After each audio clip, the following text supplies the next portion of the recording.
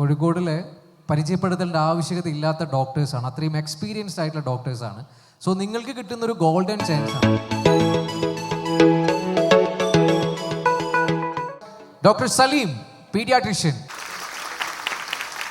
ആദ്യമായിട്ട് ഈ അവസരം ഞങ്ങൾക്ക് എല്ലാവർക്കും തന്ന JPക്ക്, സ്നേഹ, വിനീത് സാർ, അരുൺ, ഈ ടീമിന് ഇത്ര നല്ലൊരു പരിപാടി നടത്തിയവർക്ക് ആദ്യം നന്ദി അറിയിക്കുകയാണ്.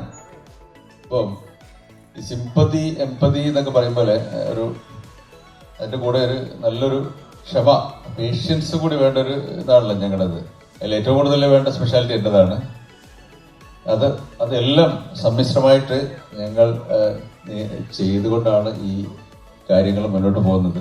ഞങ്ങൾക്കൊക്കെ MBBS കയറുന്ന ആ സമയത്ത് വലിയൊരു പ്രയാസമില്ലായിരുന്നു. There was not much competition at that time. ഞങ്ങളുടെ തലമുറയിൽ അന്നത്തെ കാലത്ത് എനിക്ക് ഓർമ്മയുണ്ട്, അരുൺ സ്കെയ്ഡൊക്കെ വായിച്ചിട്ട് ജസ്റ്റ് അന്ന് നോ കോച്ചിങ് സെന്റേഴ്സ്. പിന്നെ എൻട്രൻസ് വന്നതോടുകൂടി തന്നെ നമുക്കൊരു ജസ്റ്റ് അത് വായിച്ച് അരുൺ സ്കെയ്ഡൊക്കെ വായിച്ച് കുറച്ച് നല്ല സ്റ്റുഡൻ്റ് ആണെങ്കിൽ യു വിൽ ഗെറ്റ് ഇറ്റ്.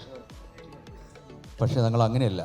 കയറി കഴിഞ്ഞിട്ട് ഞങ്ങളുടെ പണി അന്നീ പറഞ്ഞ പോലെ private ഹോസ്പിറ്റലൊന്നുമില്ല, മിംസില്ല, ബേബിയില്ല.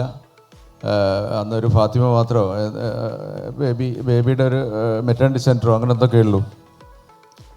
But work was like 24 hours. നിങ്ങളിപ്പോൾ സ്വപ്നം പോലും കാണാൻ പറ്റാത്ത വർക്കാണ് ഞങ്ങളന്ന്. എനിക്ക് ഓർമ്മയുണ്ട്, നാരായണകുട്ടി സാറൊക്കെ when he was doing MD, I was the house of him.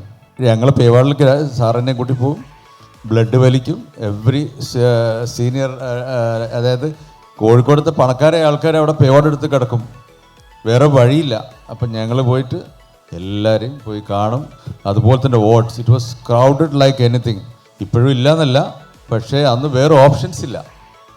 അപ്പോൾ ഞങ്ങൾ ചെയ്ത ഒരു ജോലി എന്ന് പറഞ്ഞാൽ ഇറ്റ് വാസ് സോ റിവാർഡിങ്. ഇപ്പോൾ എനിക്കത് കിട്ടുന്നുണ്ടോ എന്ന് എനിക്കറിയില്ല. വാട്ട് എവർ ഇറ്റ് ഈസ്, ഇപ്പോഴും നമ്മൾ ഒരുപാട് മുന്നേറേണ്ടതുണ്ട്. അതൊക്കെ നിങ്ങളുടെ മുമ്പിലൊരു കാഴ്ചയായിട്ട് നിൽക്കണം. എന്തായാലും this profession is too rewarding, അതിലൊരു സംശയം ആർക്കും വേണ്ട.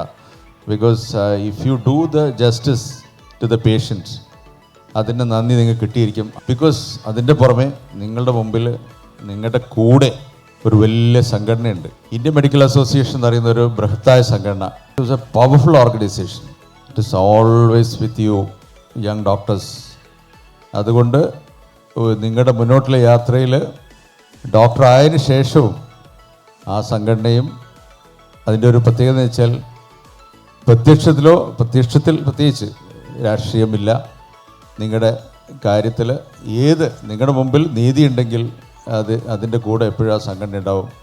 ആ ഒരു വിശ്വാസവും നിങ്ങൾക്ക് മുമ്പിൽ സമർപ്പിക്കാൻ ഞാൻ ഈ വേദി ഉപയോഗിക്കുകയാണ്. മനു, പണ്ടൊക്കെ ഞങ്ങൾ ഇതിൽ സ്പോർട്സ് മീറ്റ് എന്ന് പറഞ്ഞൊരു സംഭവമേ ഉണ്ടായിരുന്നില്ല.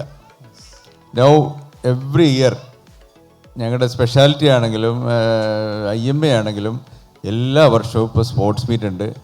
പിന്നെ കാലിക്കറ്റൊക്കെ ഉള്ള ഇപ്പോൾ ട്രെൻഡ് എന്ന് വെച്ചാൽ ടർഫൊക്കെ വന്നതിന് ശേഷം ആഫ്റ്റർ 5 ഞങ്ങളൊക്കെ ചെയ്യും പോലെ ഉച്ചയ്ക്ക് 3 മണിക്ക് കയറിയിട്ട് രാത്രി 9 മണി വരെ ഇരുന്നിട്ട് ഇങ്ങനെ റൂമിലിരുന്നിട്ട് നോക്കുന്ന ഒരു കൺസെപ്റ്റ് ഒന്നും ഇപ്പോഴത്തെ യങ് ഡോക്ടേഴ്സിന് ഇല്ല. ഒരു 6 മണിക്ക് ശേഷം അവരെ നോക്കിക്കഴിഞ്ഞാൽ വല്ല ടർഫിലോ വല്ല ബീച്ചിലോ കാണാൻ പറ്റും. That is the trend now going on. Sir, doctor Saleem സാറോടാണ് എനിക്ക് ചോദിക്കാനുള്ളത്. പീഡിയാട്രിക് ആണല്ലോ, അപ്പോൾ ഈ കുട്ടികളെ ട്രീറ്റ് ചെയ്യുന്ന സമയത്ത് അവരെങ്ങനെയാണ് നമ്മളെ രീതിയിലേക്ക് ഹാൻഡിൽ ചെയ്ത് കൊണ്ടുവരാന്നുള്ളത്? അതെ, നമ്മൾ പീഡിയാട്രിക്സ് ട്രീറ്റ് ചെയ്യുമ്പോൾ കുട്ടിയെ മാത്രം ട്രീറ്റ് ചെയ്താൽ പോരാ, പാരൻസിൻ്റെ ഇമോഷൻസും കൂടി നമ്മളെപ്പോഴും കണക്കിലെടുക്കണം. അത് ഭയങ്കര ഇമ്പോർട്ടൻ്റ് ആണ്. ബിക്കോസ് ഓരോ പാരൻറ്റിനും കുട്ടി എന്ന് പറഞ്ഞാൽ ചിലപ്പോൾ ചെറിയ ജലദോഷം മാത്രമേ ഉണ്ടാവുള്ളൂ, പക്ഷെ അവർ ഭയങ്കര ആങ്ഷ്യസ് ആയിരിക്കും.